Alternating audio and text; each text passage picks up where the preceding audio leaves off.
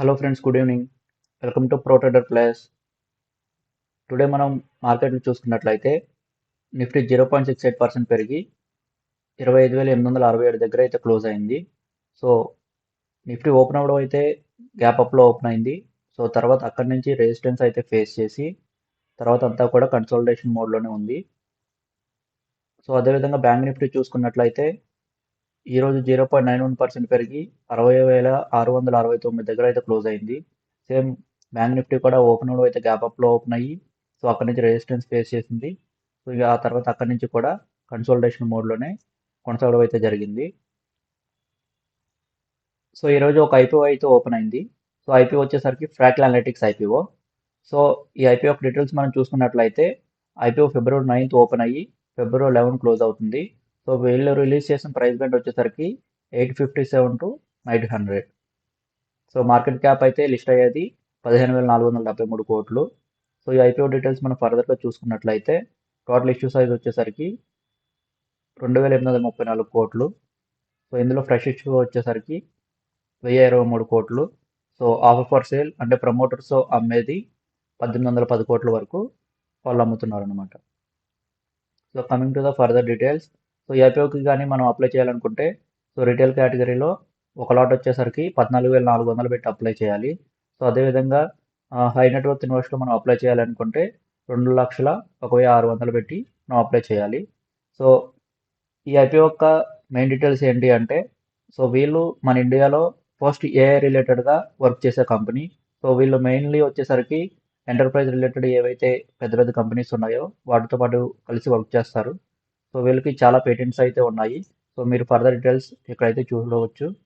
So ఈరోజు మనం discuss చేయబోయే స్మాల్ క్యాప్ స్టాక్ అయితే డెంటా వాటర్. సో మెయిన్లీ వీళ్ళు బిజినెస్ అయితే 3 ఆపరేషన్స్ చేస్తుంటారు. సో ఫస్ట్ వన్ వచ్చేసరికి వాటర్ ఇన్ఫ్రాస్ట్రక్చర్ మేనేజ్మెంట్. అంటే వాటర్ రిలేటెడ్ ఏవైతే రిసోర్సెస్ అవసరమో వాటిని వీళ్ళు మ్యానుఫ్యాక్చర్ చేస్తారు. అండ్ సెకండ్ థింగ్ వచ్చేసరికి గ్రౌండ్ వాటర్ రీఛార్జింగ్. సో ఏవైతే drain water and polluted water ఉంటాయో సో వాటిని వీళ్ళు రీఫబ్రిష్ చేస్తూ ఉంటారు. సో థర్డ్ థింగ్ వచ్చేసరికి ఇన్ఫ్రాస్ట్రక్చర్ డెవలప్మెంట్. సో ఇండియాలో ఏవైతే రైల్వేస్ అండ్ హైవేస్ రిలేటెడ్గా ఇన్ఫ్రాస్ట్రక్చర్ కాంట్రాక్ట్స్ ఉంటాయో సో వాటి మీద కూడా వీళ్ళు వర్క్ చేస్తూ ఉంటారు. సో వీళ్ళు బిజినెస్ అయితే ఆపరేట్ చేసేది బెంగళూరు రిలేటెడ్ అనమాట. సో సమ్మర్లో మనం చూసుకున్నట్లయితే బెంగళూరులో మనం చాలా వాటర్ రిసోర్సెస్ క్రైసిస్ అనేది మనం ఫేస్ చేస్తూ ఉంటాము. సో దీని ఫైనాన్షియల్స్ చూసుకున్నట్లయితే దీని యొక్క మార్కెట్ క్యాప్ వచ్చేసరికి 786 crore rupees. So current price వచ్చేసరికి 295 రూపీస్. సో దీని 52 వీక్ హై అండ్ లో చూసుకున్నట్లయితే 480 is the 52 week high and 248 is the 52 week low. And దీని కరెంట్ PE చూసుకున్నట్లయితే 11.9 which is a very attractive valuation. So దీని dividend yield చూసుకున్నట్లయితే 0.85%. So return on capital employed వచ్చేసరికి 25.2%. So return on employed is 18.4% and దీని face value కూడా 10 rupees. So దీని chart చూసుకున్నట్లయితే so ఇది ఐపీఓగా 2025లో అయితే వచ్చింది. సో అక్కడి నుంచి పెద్దగా అయితే పెరిగింది ఏమీ లేదు. సో ఎక్కడైతే ఐపీఓ ప్రైస్ వచ్చిందో కరెంట్లీ ఇది అక్కడే ఉంది. సో దీని ప్రోస్ చూసుకున్నట్లయితే company is almost debt free and past 3 yearsగా కూడా మంచి రిటర్న్ ఆన్ ఈక్విటీ మెయింటైన్ చేస్తుంది. సో కంపెనీ క్వార్టర్లీ రిజల్ట్స్ చూసుకున్నట్లయితే 2025 సెప్టెంబర్లో 74 కోట్లు బిజినెస్ చేసింది. సో ప్రాఫిట్ కూడా 24 కోట్లు వచ్చింది. సో ఆపరేటింగ్ ప్రాఫిట్ మార్జిన్ కూడా 32% మెయింటైన్ చేస్తుంది. సో నెట్ ప్రాఫిట్ యావరేజ్గా 19 crores అయితే మెయింటైన్ చేస్తుంది.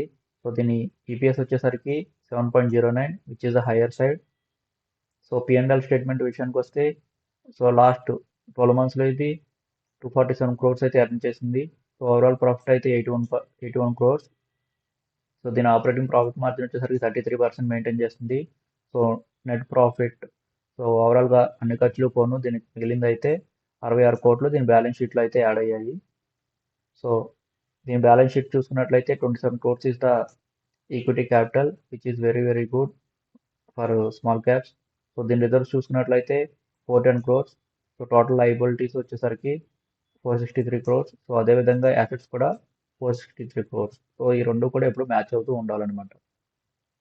సో దీని క్యాష్ ఫ్లోస్ చూసుకున్నట్లయితే సో ఆపరేటింగ్ యాక్టివిటీ -72 crores. అంటే బిజినెస్లో చేసిన దాంట్లో 72 crores వరకు కూడా నష్టం వచ్చింది. సో అదేవిధంగా ఇన్వెస్టింగ్ ద్వారా వీళ్ళు 18 కోట్లు ఎర్న్ చేశారు. సో ఫైనాన్సింగ్ యాక్టివిటీ ద్వారా వీళ్ళు 191 crore అయితే ఎర్న్ చేశారనమాట. సో ఓవరాల్గా అయితే పాజిటివ్లో ఉంది, which is a good thing. So ratios చూసుకున్నట్లయితే సో రిటర్న్ క్యాపిటల్ ఎంప్లాయిడ్ వచ్చేసరికి 25%, ప్రీవియస్లీ అయితే 60%, 84%. Coming to the share holding pattern, promoters అయితే 71.91% అయితే హోల్డ్ చేస్తున్నారు. సో అదేవిధంగా ఎఫ్ఐఎస్ అయితే ప్రీవియస్గా కంపెనీలో ఉన్నారు, సో కరెంట్లీ అయితే వీళ్ళు ఎగ్జిట్ అయిపోయారు. సో అదేవిధంగా డిఐఎస్ 5.12% అయితే హోల్డ్ చేస్తారు ప్రీవియస్గా, సో కరెంట్ అయితే 0.63% వరకు రిడ్యూస్ అయిపోయారు. సో మిగతా public retailers and all the investors కలిపి 27.46% అయితే హోల్డ్ చేస్తున్నారు. సో ప్రమోటర్స్ యొక్క పేర్లు మీరు ఇక్కడ చూడవచ్చు. So this is the today video guys. Thank you. Thanks for watching. Jai Hind.